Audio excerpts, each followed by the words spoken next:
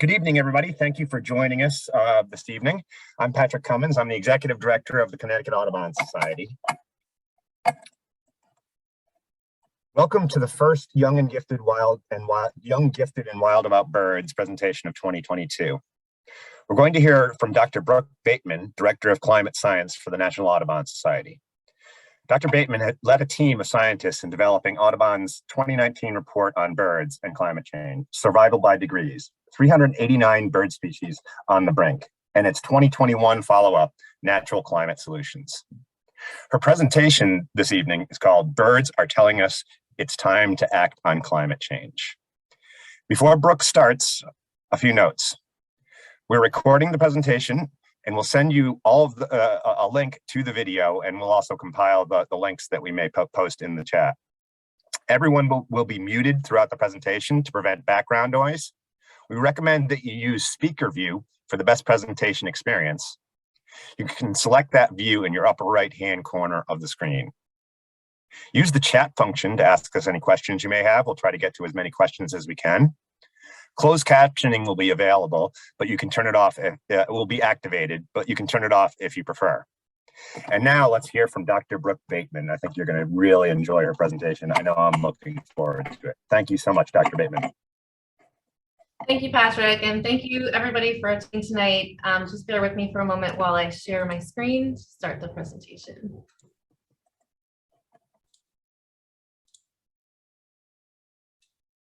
Great. Everybody can see me okay? Just a thumbs up. Good. Perfect. Okay, so today I'm going to talk about how birds are potentially going to be affected by climate change if we don't take action to stabilize climate change. And I'm going to talk a lot about how natural climate solutions can really pave the way forward on climate action into the future. So we already know that birds are having challenges. We've transformed the environment in the last 200 years dramatically. But what's most surprising is that we've lost nearly 3 billion birds since 1970.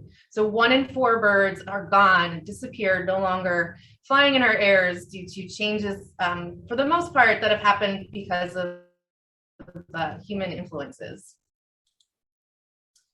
But I also want to highlight that global warming poses an existential threat to birds. We can see that climate change and think of it as a threat multiplier. So we already have birds that are having a crisis. And moving forward, if we think about climate change, that's only going to make the conditions for birds even more difficult into the future. And so when we think about this biodiversity and climate crisis together, we need to really think about them as two of the most pressing issues of our time, but that they're also intertwined. We can no longer start to think about them independently. We need to think about them together. And previous policies have largely tackled them separately. We really need to think about ways that we can bring these two together because they are intertwined, and the crises are going to only continue if we don't act now to help cope with them. So just talking a little bit about future climate change scenarios, I do want to sort of highlight and sort of set the stage from a policy perspective and talk a little bit about the different scenarios that are out there. So there is a scientific consensus that we need to limit global warming to 2 degrees Celsius or preferably 1.5 degrees Celsius. And what that means is above the pre-industrial average. And so where we're at is we're about 1.1, 1.2 degrees above that pre-industrial average. And these are global averages. This is not just 1.5 degrees Celsius in your backyard. This is 1.5 Celsius globally. And so that actually means a lot more when you translate that to local conditions, particularly in the US. And so we really need to avoid anything above 2 degrees Celsius because that's been considered a climate tipping point, which is really a critical threshold, which beyond would yield really dramatic results that are detrimental and irreversible to our planet and to systems in our planet. And this is a consequence of crossing this threshold is potentially losing billions more birds. So as I said, currently we've experienced about the 1.5 degree warming. 2 degrees is what we're kind of sort of aiming for, but the most recent IPCC assessments put us more at that 3 or even 4 degrees Celsius. And so the amount of work that we've done in relation to our policy and our pledges across different countries it's got us nowhere near that 2-degree target. We're closer to that 3 or above target. And so we really need to think about these different scenarios to figure out where these birds and other wildlife and the planet in general might be under these different scenarios. And so that's what we did in Survival by Degrees, our report that came out in 2019, where we assessed birds in North America to see how they could potentially be affected by climate change under these different climate change scenarios. And here, I'm just going to highlight, I'm going to step aside for a second. This is sort of just a snapshot of one species. So here we're looking at the wood thrush and how one species is affected at different climate change scenarios. So on the left in yellow is the current range for the wood thrush. And then on the middle and the right, we see 2 different scenarios. We see a 1.5-degree scenario, which I mentioned previously that's kind of where we would like to stabilize climate change. But 3 degrees is more of that trajectory we're going based on our policies and our commitments on what we're willing to take action on climate change. So we're closer to that 3 degrees. And if you look at this, the wood thrush as an example, areas in red are areas where we're potentially going to lose those species due to changes in climate change and changes in vegetation related to climate change. And so if you can see the difference between the 1.5 and the 3-degree scenario, 1.5-degree scenario, the wood thrush is not considered vulnerable to climate change. Some of its range might become unsuitable, but for the majority of its range, we see it in the yellow, orange, and green, even into the blue, where areas that are improving are becoming newly suitable for the species. But at 3 degrees Celsius, it's a much different story, and this species is now considered highly vulnerable to climate change, losing a dramatic amount of its range to become no longer suitable because of these changes. And so this is just a kind of a highlight how you can see what I'm talking about with that tipping point, where after 2 degrees, as we get upward to 3 and 4 degrees, how dramatic we're going to be seeing these changes with birds into the future. And so this is just taking one example. We looked across all birds in North America.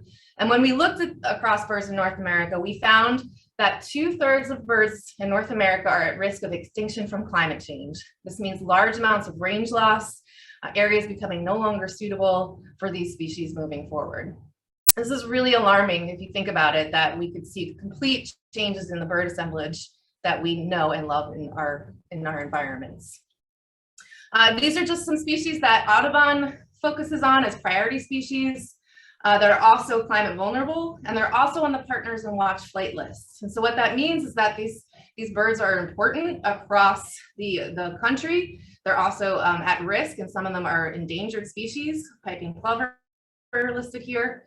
And these are some of the species that are already having issues. Some of those birds that are highlighted in that 3 billion birds paper where I talked about earlier how 1 in 4 species is gone from the airs. This is just an example of those species that could potentially be even more affected by that climate change threat multiplier effect that I was talking about. So how will climate change affect Connecticut's birds? We can see species here like the ovenbird.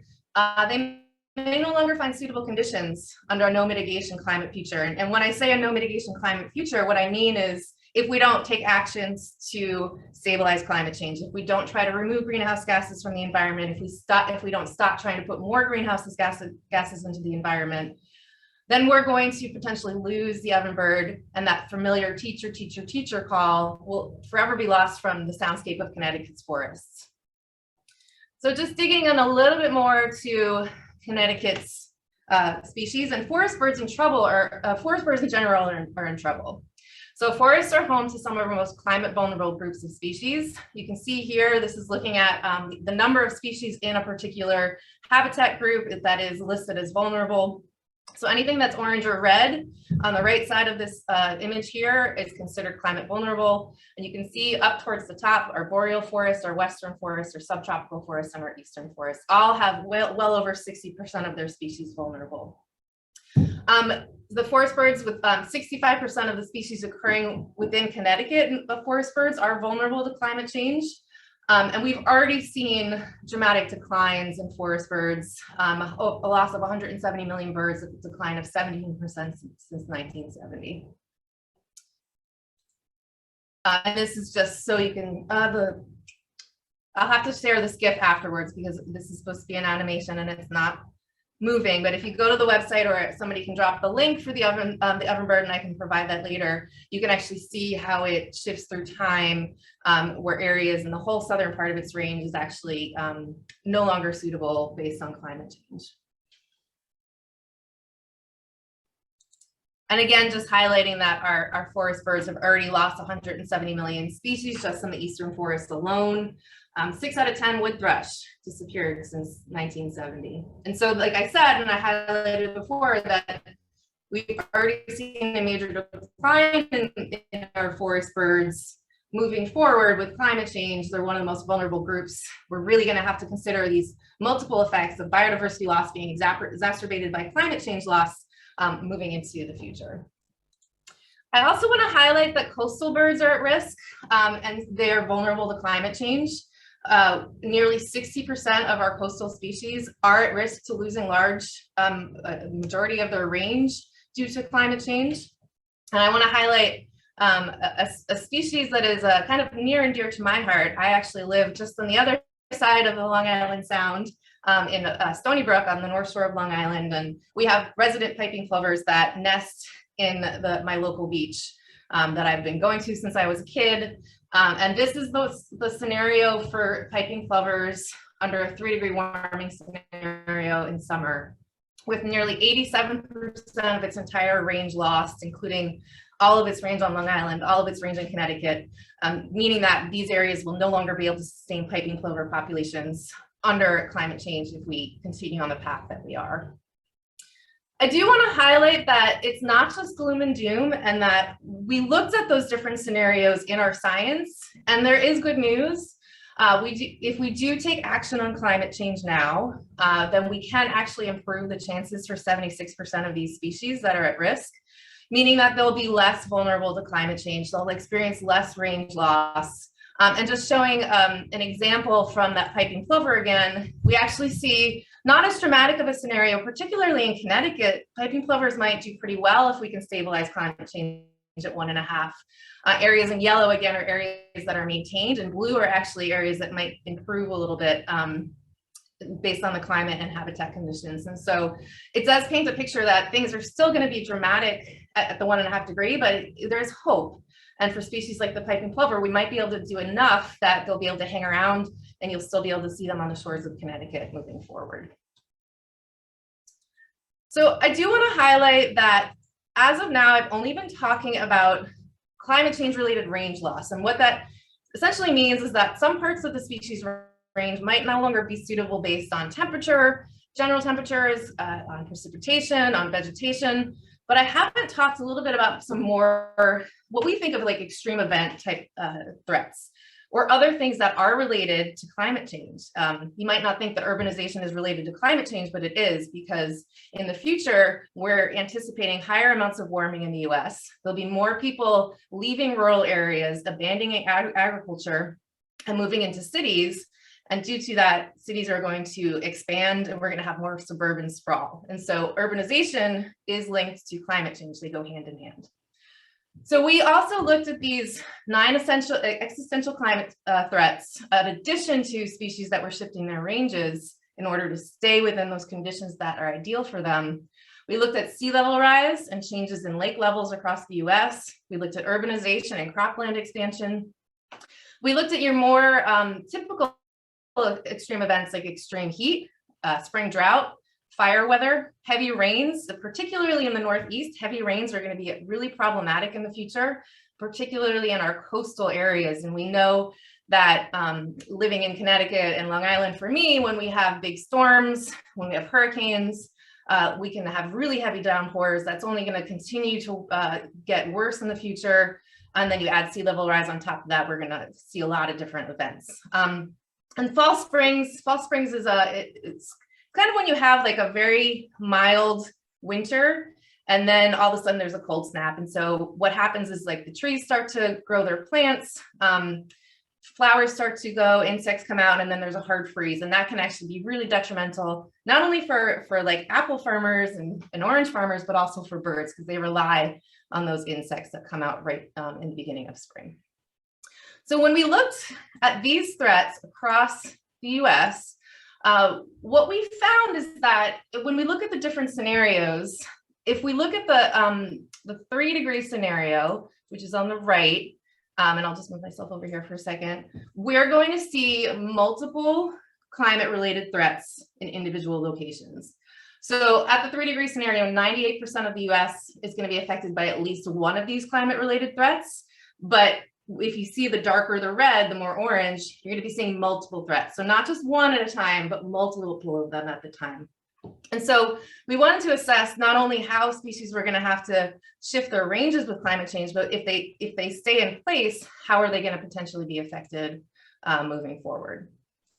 And this is just a snapshot of Connecticut. I wanted to highlight that you can see a pretty dramatic difference between the 1.5 and 3-degree scenario, and in some places up to 4 or 5 threats in one place. And some of the most dramatic threats that will continue if we don't do anything about climate change that's going to affect not just birds and wildlife and habitat, but also people, is increased urbanization, higher sea level rise, more heat. So not only spring heat, because it's also related to summer heat.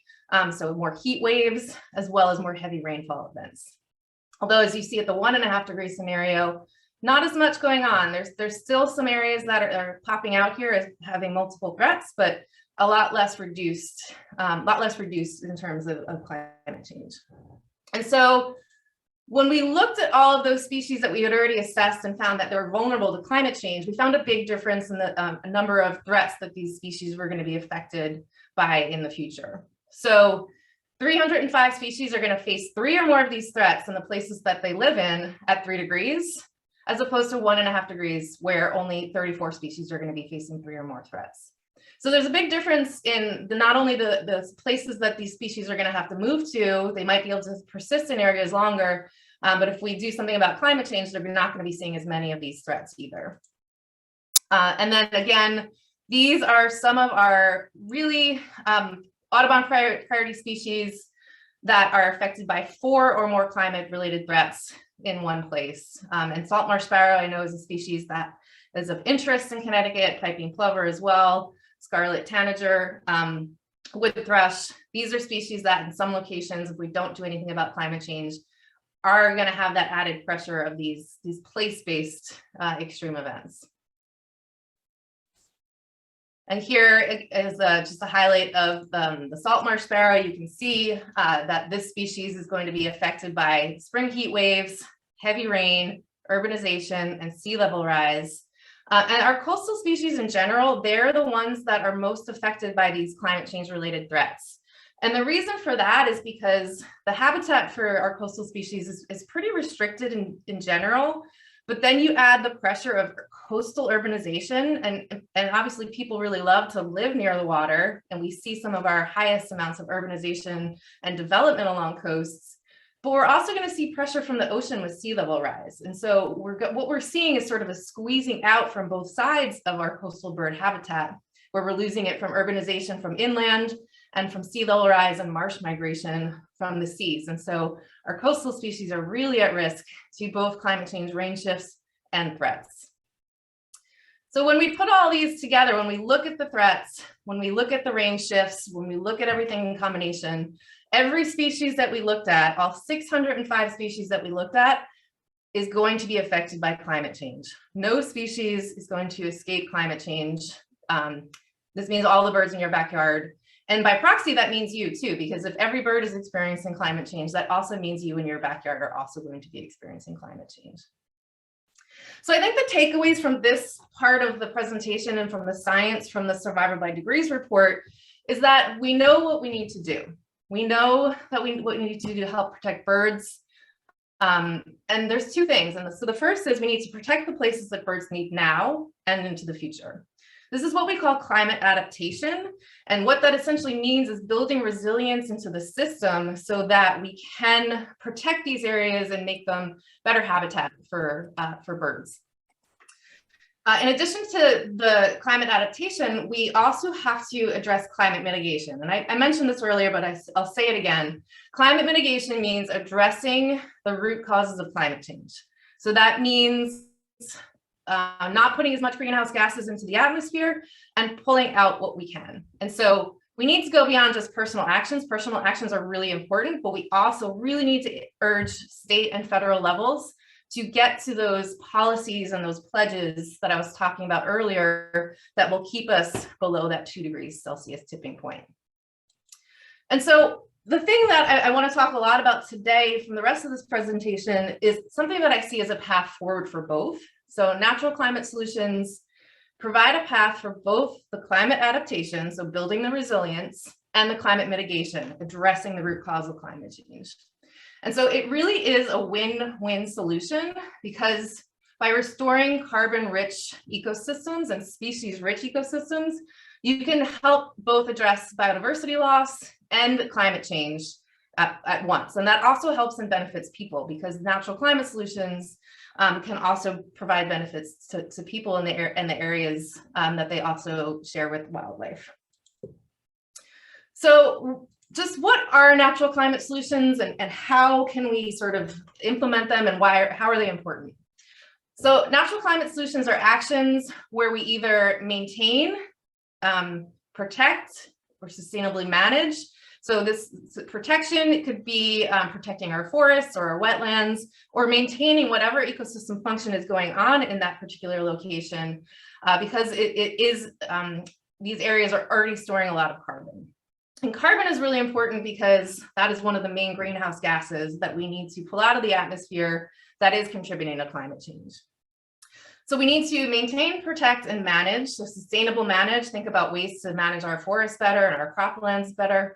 But we also need to restore natural and modified ecosystems. And so the ways we can do this to help mitigate climate change is through the natural ability of soils and plants to absorb and store carbon.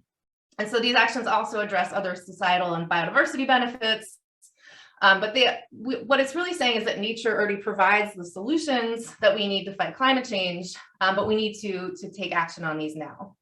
So natural climate solutions can cost effectively provide roughly a third of the climate action needed by 2030. And the good thing about them is that they're available now and they're proven. It is something that we know works, and we can take action now. It's something that everybody can do.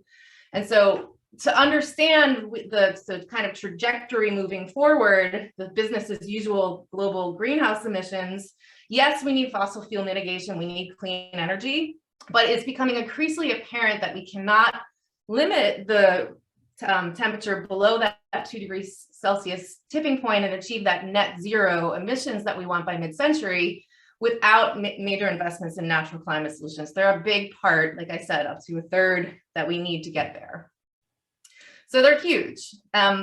This is kind of a busy plot, but I'm going to talk a little bit just briefly about what it means, because it shows the capacity of different ecosystems across the US to provide solutions for reducing carbon emissions.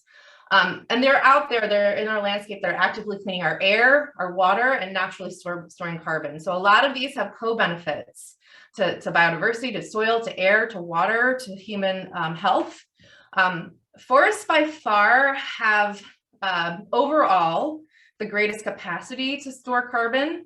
And so the longer these green bars are, the more carbon mitigation potential these different ecosystems have. So forests have the biggest potential, but our grasslands do and our wetlands do.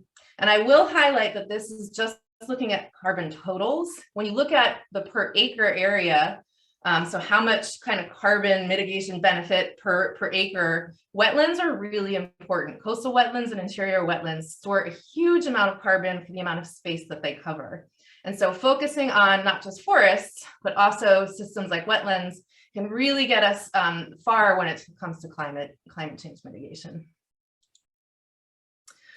So the second report that I'm talking about that we put out at Audubon is called the Natural Climate Solutions Report, Maintaining and Restoring Natural Habitats and for mitigation against climate change. And we identify in these areas, so we know we need to maintain through protection and management and restore. These are sort of the three pillars of natural climate solutions. But where are these areas? Where are they located?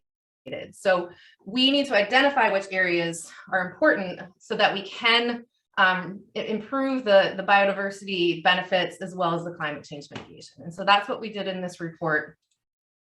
And so the Natural Climate Solutions Report, I'm going to go over the two different scenarios here and just sort of talk through what we did and then provide some of the results. And so the first are areas that we're calling priority areas to maintain.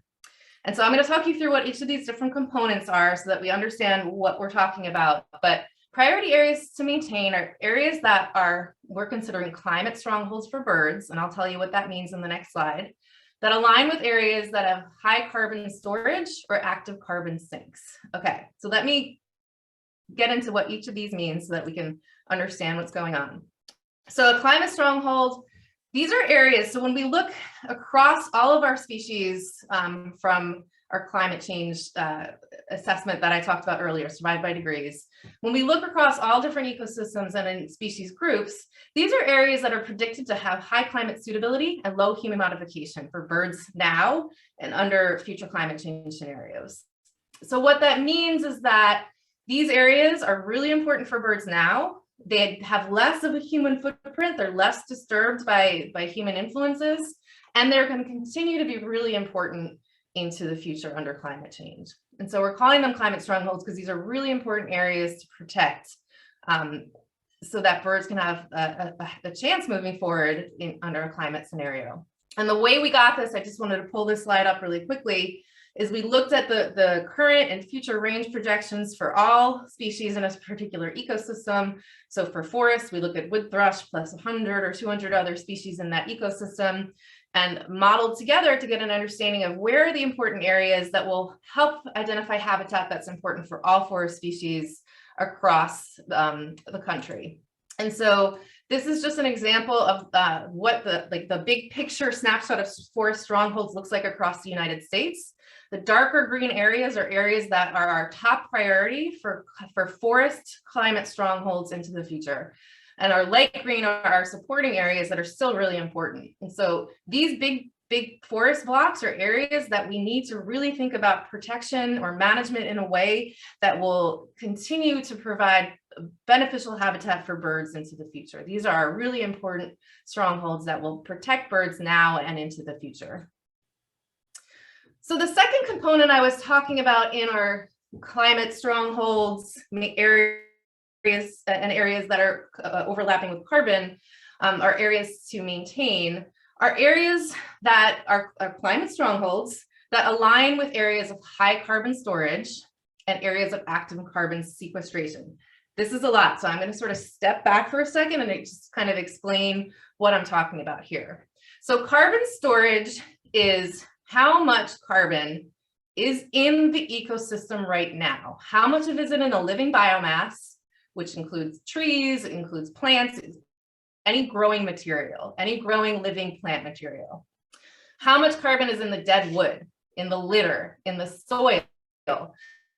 So you can see here, this picture on the top left is a breakdown of the proportion of carbon stock and carbon forest pools in 2020. And so you can see a lot of it is in the above ground biomass and a lot of it is in the below ground biomass.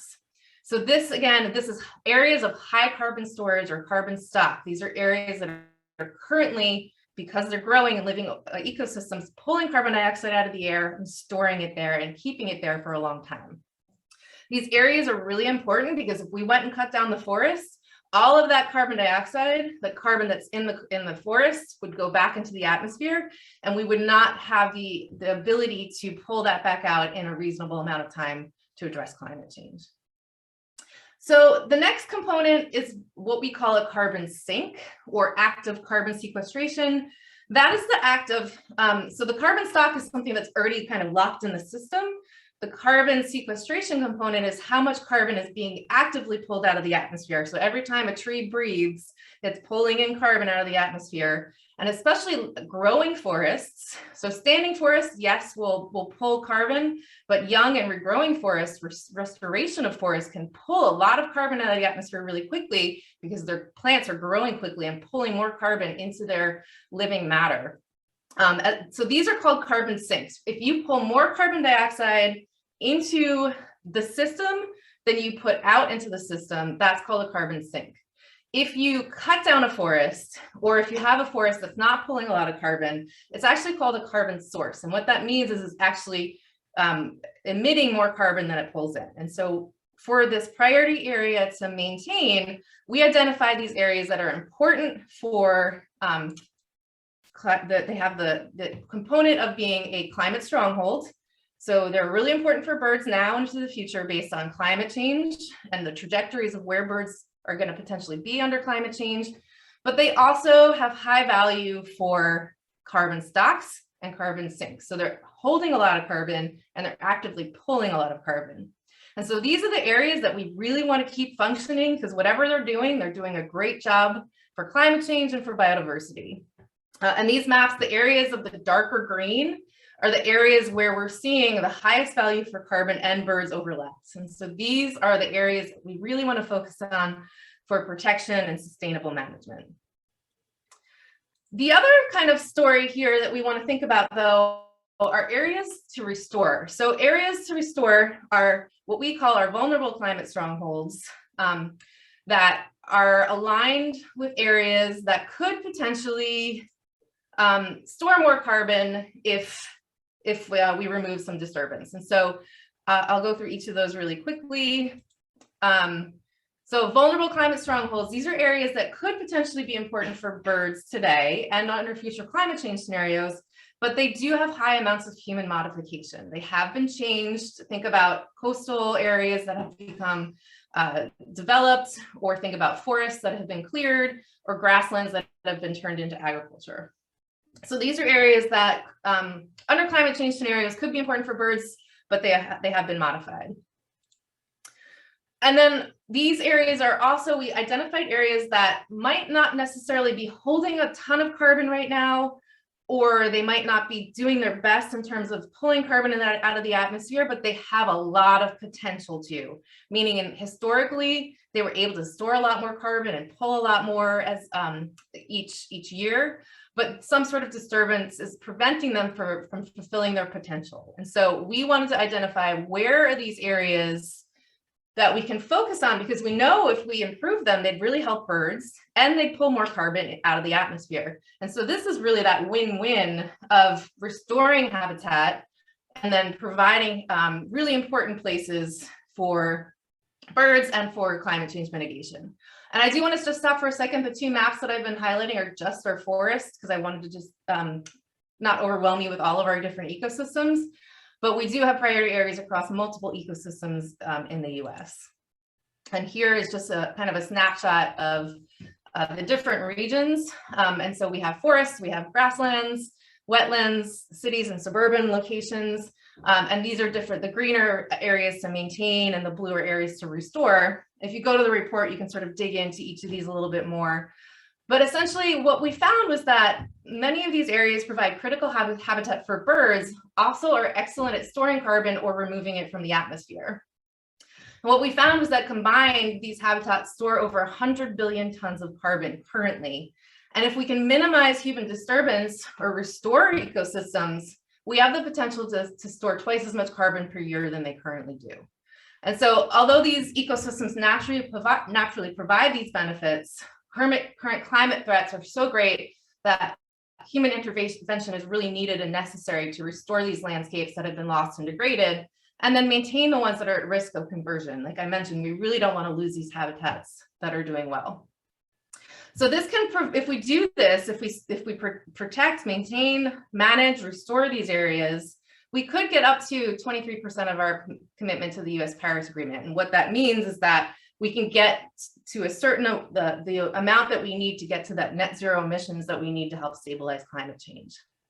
I will highlight that a lot of these areas are on private lands, and so we need to be able to not only work with government, but also work with private landowners and provide incentives in ways that we can help restore landscapes, protect landscapes, and trying to kind of help. So we need to work with private landowners as well and think about different ways that we can sustain these ecosystems moving forward. Moving to Connecticut, I do want to just sort of highlight some of the key areas in Connecticut and talk about how Connecticut can play a role. Amazingly, 85% of Connecticut across different ecosystems. So this is looking at wetlands, this is looking at forests, this is looking at all sorts of different ecosystems. 85% has the potential to either be an area to maintain, which is in green, or an area to restore, which is in yellow. And in total, 500 million tons of carbon are stored across Connecticut, and we could sequester over 1 million tons on average carbon per year more. So there is a lot of potential in Connecticut to contribute to the global climate change mitigation scenario here. And I'll highlight just a few examples here, just pulling out particular forest blocks. We have Lime Forest Block and Macedonia Forest Block. Again, I mentioned earlier that forests provide the largest opportunity for total carbon storage. It really highlights the importance for maintaining the conservation efforts of these areas, but this also includes important bird areas like these two forest blocks. So these areas are already providing critical habitat. These fall within our maintain scenarios. So we really need to avoid forest conversion and think about reforestation in certain areas along the edges that can help give the high vulnerability climate forest birds, high vulnerability to climate change forest birds a chance. And again, if we can pair this together, it really is helping biodiversity and climate change at the same time. Some specific examples of what can be done within forest ecosystems. Here we can obviously think about forest protection. So large-scale incentives and regulatory mechanisms to address deforestation, avoid any forest conversion, so improve production on existing agricultural lands to avoid forest loss, natural forest management. So there's a lot of practices that managers of forest systems can put in place that will help climate change. We can do sustainable management within our forests to benefit both people and birds and climate change. Actively planting native trees as a long-term habitat management goal for reforestation, and thinking about specific wildfire management practices that are going to help control some of these more unintended fires. And if we can address some of these, then we can see that those forest birds that I was talking about as being particularly at risk from climate change, 65% of the forest birds in Connecticut, reforestation will provide early successional forests for birds like the American woodcock and the wood thrush.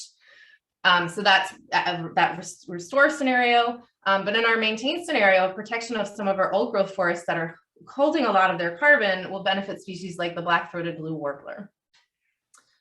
Switching to our coastal ecosystems, there's a lot of opportunity in Connecticut to restore wetlands.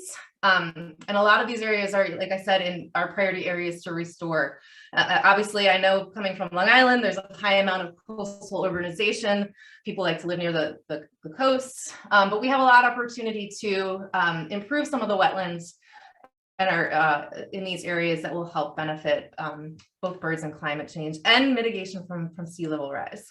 And so these are some of our coastal wetland natural climate solution opportunities. Restoring our coastal wetlands, I think it's really important to think about planting native plants and restoring natural hydrology, and lots of different practices. And this is all going to help inundation from sea level rise. And so I think it's something that will build coastal resilience across the board. Avoid any more conversion of wetlands, reducing nutrient inputs, so improving our agricultural practices and our wastewater so that we're not going to be affecting the runoff in these systems, and also living shorelines, using plants and other natural elements to stabilize and reduce erosion, reduce flooding, and improve coastal resilience.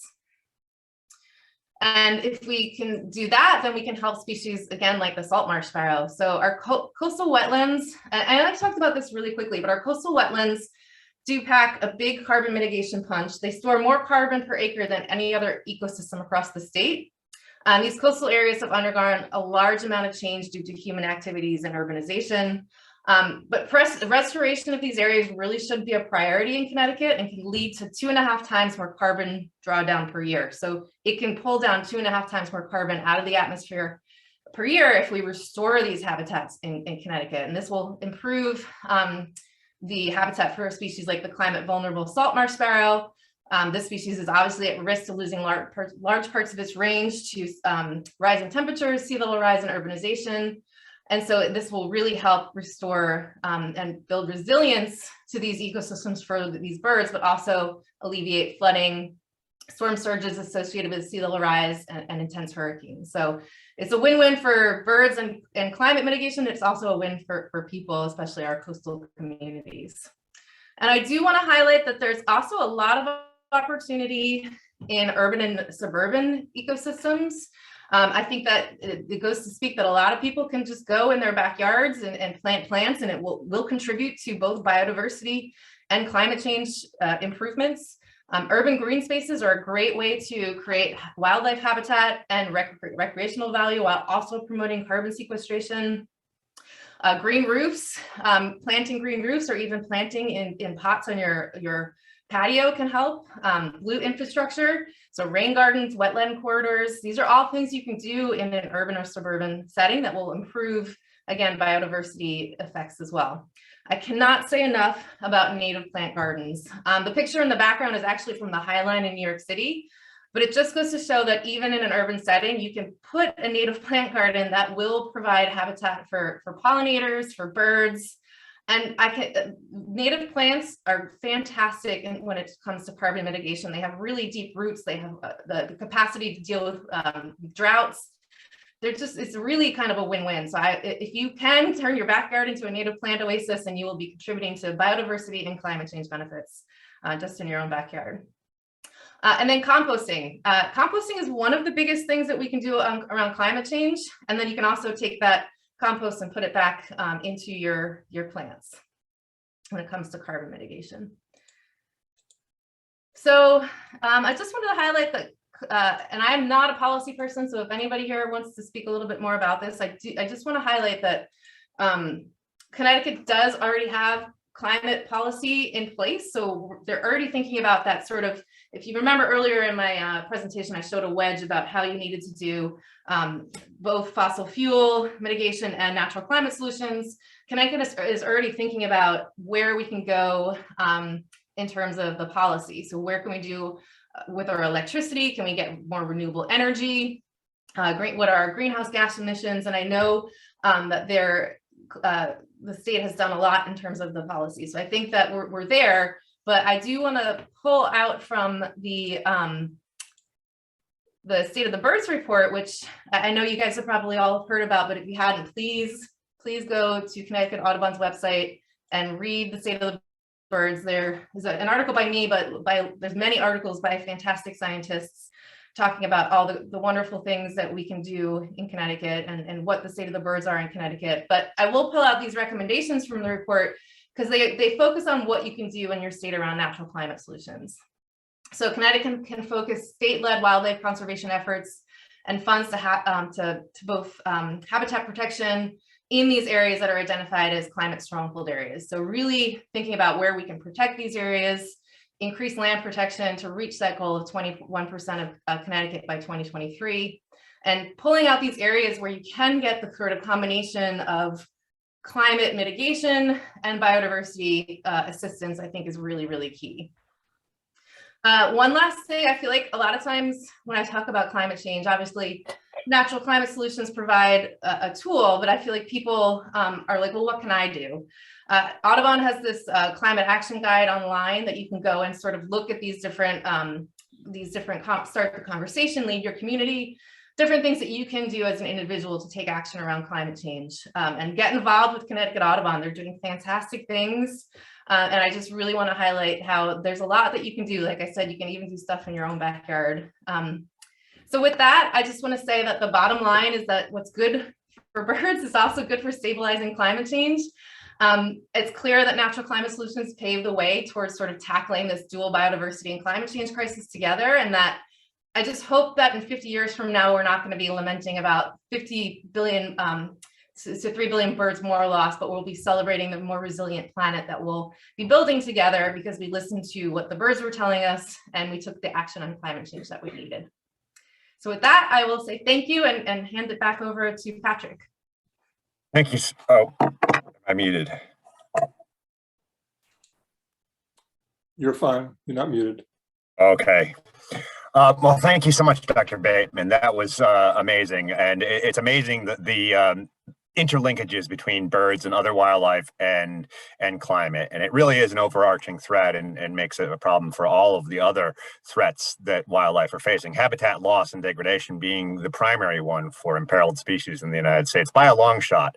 But what climate does is it makes all of them worse, as you heard in Dr. Bateman's presentation. Habitat loss and degradation, it allows invasives to spread in more, and it makes all of the systems more stressed to the effects of things like chemicals and pesticides and pollution and things like that. So we have a lot of questions this evening. Tom is going to be reading our questions for Dr. Bateman, and I'll weigh in as needed, but I'm sure she will answer the questions very well. Terrific. Hey, hi everybody. It's Tom Anderson. You've been reading my emails. Now you got a chance to hear me. I'm going to read the questions. The first one comes from Rebecca Wayland, who's a member of Connecticut Audubon.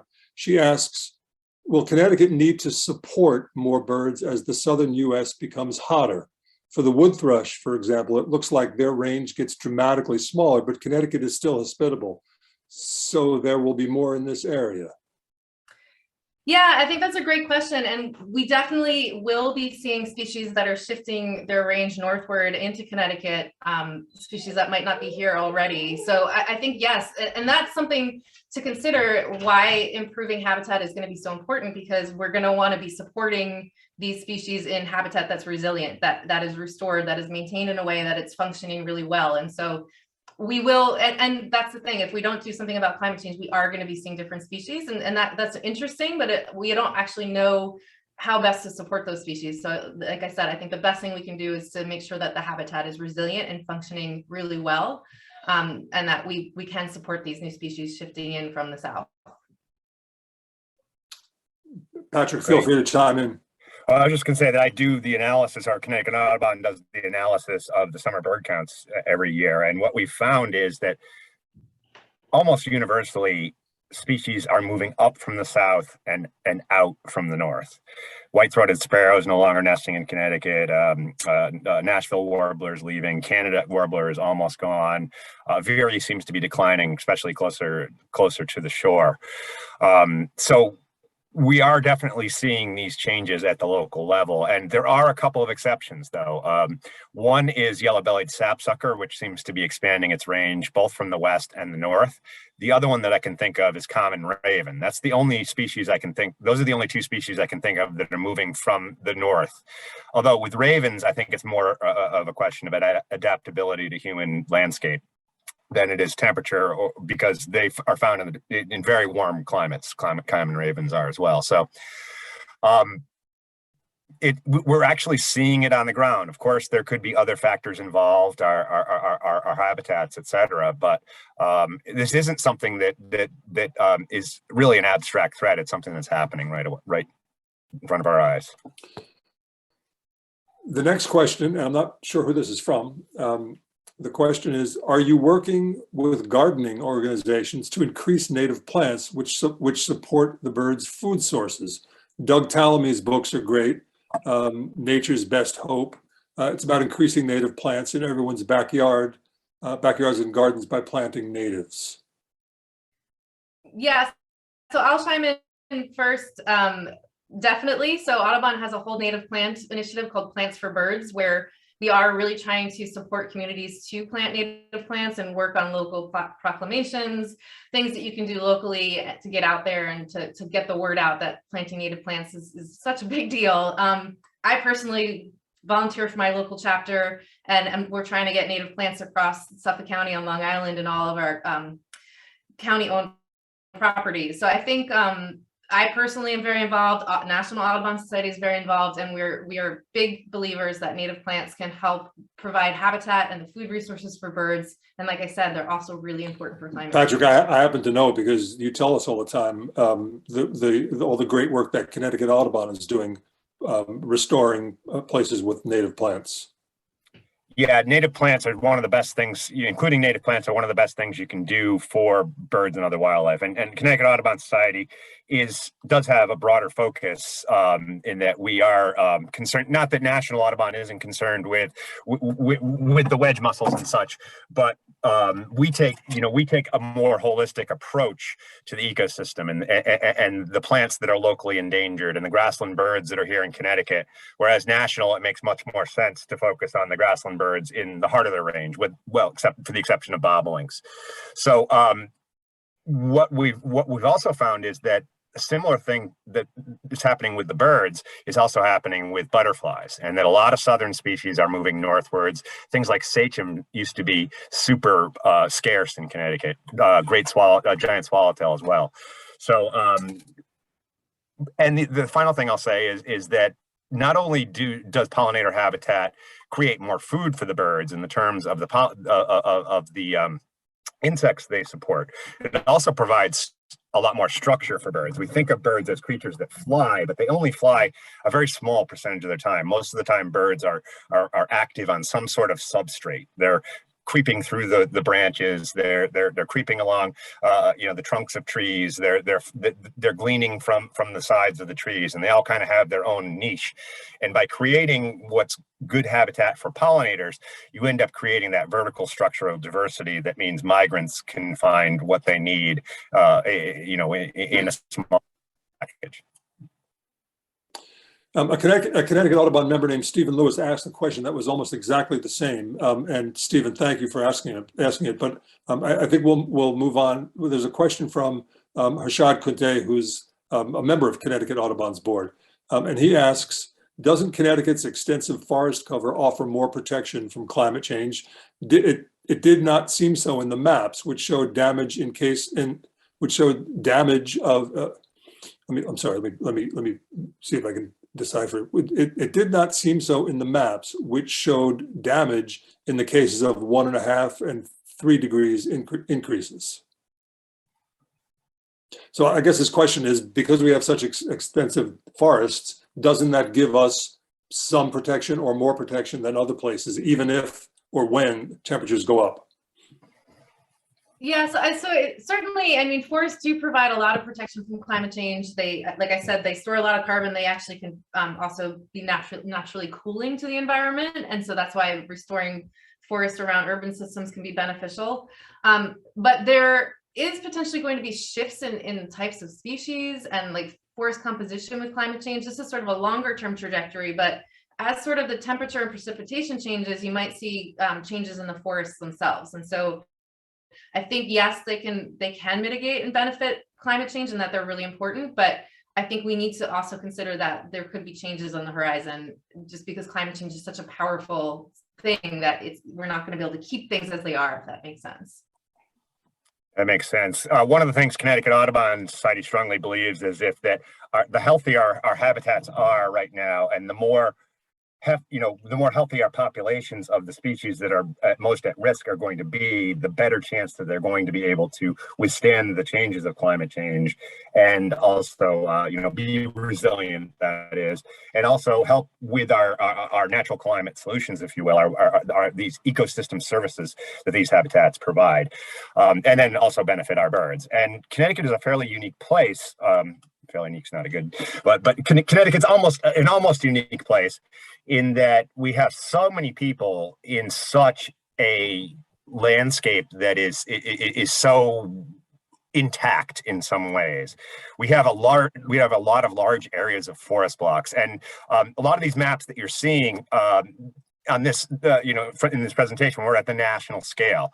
So when you see what would be the key forest blocks, of course, the Adirondacks and the Appalachians and places like that are going to show up at that scale a lot more, brightly, if you will, than anything in Connecticut. But when we do have a lot of these data down to a much finer scale, and it's interesting looking at these maps and seeing the boundaries on the maps and saying, wow, I know who drew that boundary on that map. But we and Audubon Connecticut both have this data for Connecticut specifically. We know what species are most at risk in a lot of categories, and we know what areas are most important for habitat, from a habitat perspective, for most habitats. So now, for the second time in a row, Stephen Lewis has asked a question that we've answered before I get a chance to read it. Stephen just asked, would the maps that you showed identify habitats at a local town level in Connecticut, or are they more at a regional level? It sounds like, Patrick, you're saying that we have the maps that show the important local areas. Yeah, I mean, some of these maps would be difficult to drill down to this scale just because of the statistics and models used for that. We have different maps at the local scale. And we sort of, this is another layer that helps us make our decisions. So we know where there is importance for the forests and for the forest creatures are. And then we layer this additional layer on top of it from the reports to say, well, this area over here may be important as well, or this area is also important for climate mitigation or resilience in addition to its outright habitat values. Hopefully that answers your question. Yeah, that's a good. Like our data can be thought of as this high level snapshot of where areas that are important now and under climate change for birds, but also are important for carbon. And so it doesn't take into account every factor that's important locally. And that's why it needs to be informed by local data and local experts. And so we're sort of one toolkit to a tool in the toolkit of what you need to know to understand which areas to protect. Right, but it all goes together. Here's a question from John Folsom, another board member of ours from up in Pomfret. John says, when trees are cut down for solar farms or soils, or soils are disturbed to build solar farms, are we doing more harm than good? Yeah, I mean, I think that one of the most important things we need to think about is proper siting of clean energy, and that there are places that clean energy makes sense and places that it might not, and that we need to weigh the benefits and the sort of cost analysis of where to properly site. And so I think that using information like this, you can actually use these type of data to say, okay, these areas, maybe we should not be removing them for clean energy siting because that area is important for a bird, or it's really important, it's holding a lot of carbon storage. And so the sort of the way that we look at it at Audubon is that we need to properly site our clean energy, but that clean energy is a huge component of what we need to do to mitigate climate change overall. We can't get there without it.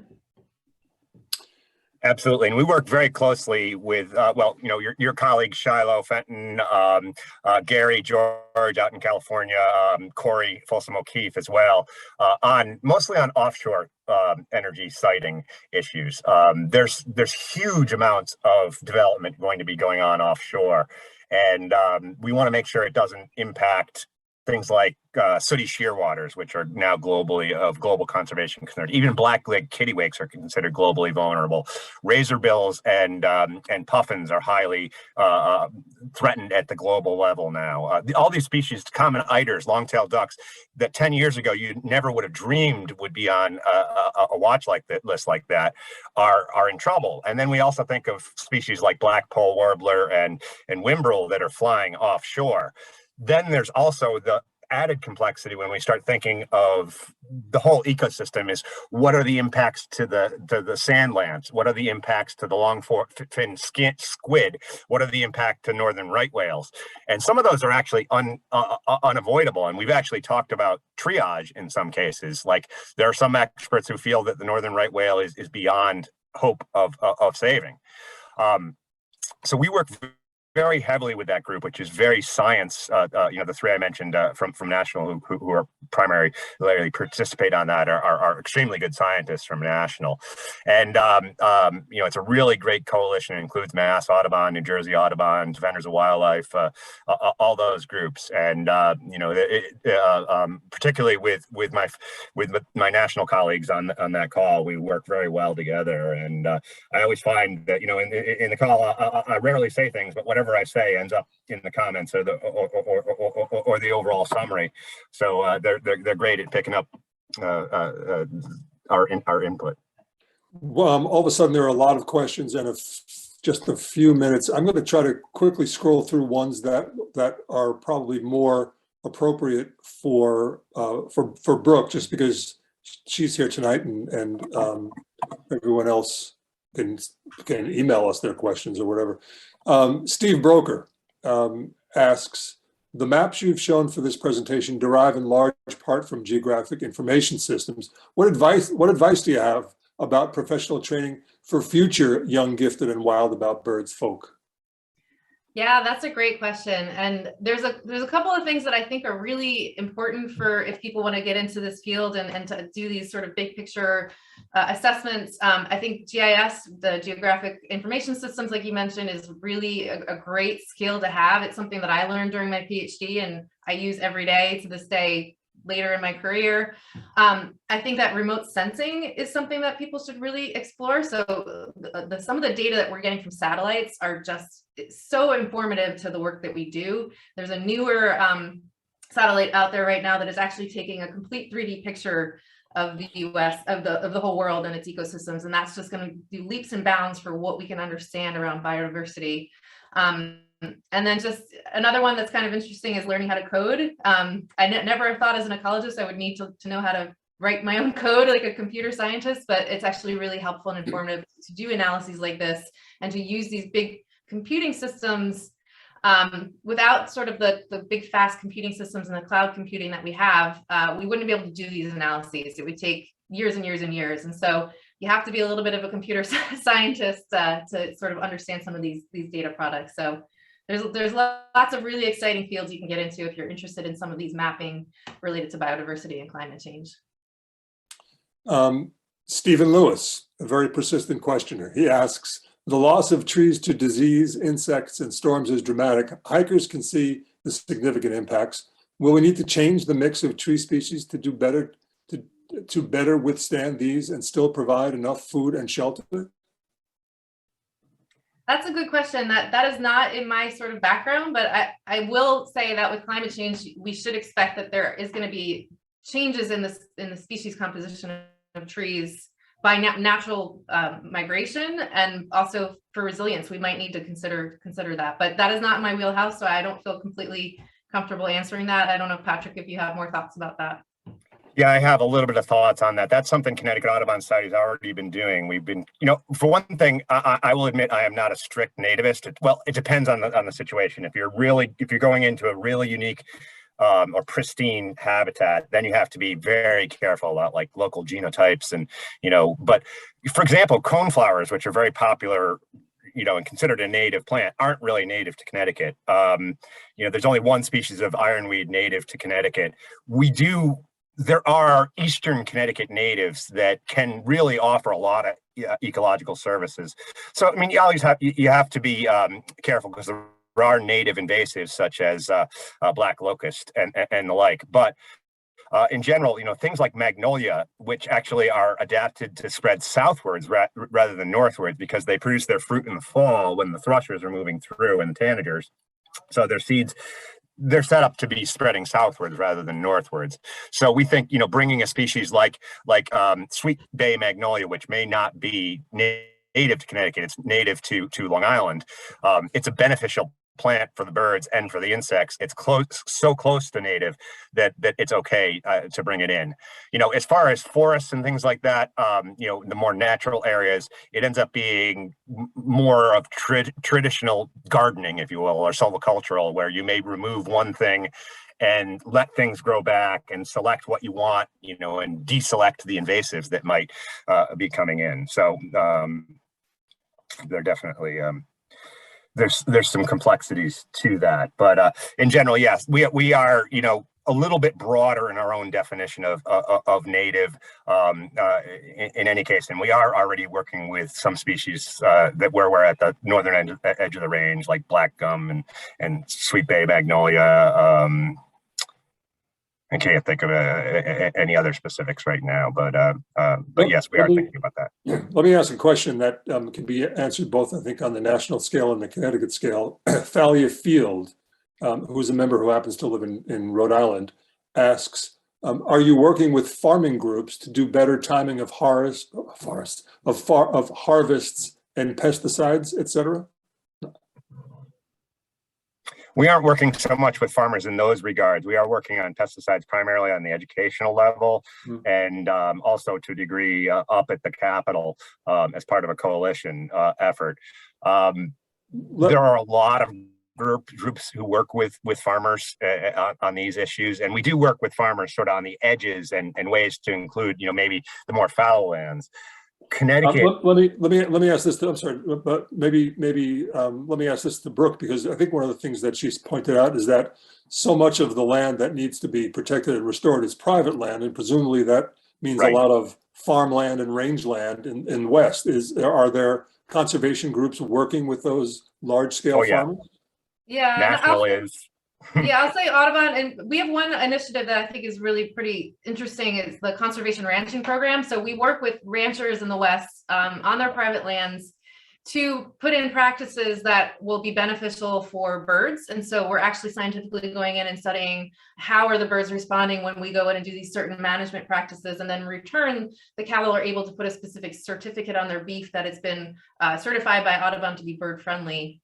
And in some capacity, these areas are actually beneficial for climate change. I mean, cows and climate change is a really sticky situation, but if there's going to be cows on the landscape, we're going to want to have it be done in a way that's going to be beneficial for birds and climate as best as it can, and sort of help like those ecosystems. And so Audubon is working with private landowners a lot in these types of situations. And I think that there's a lot to explore there. That private landowners, like I said, I think it's like 67% of the lands we identified are on private land. So we do need to identify ways that we can work with farmers and ranchers because people need food. So we need to find the best practices.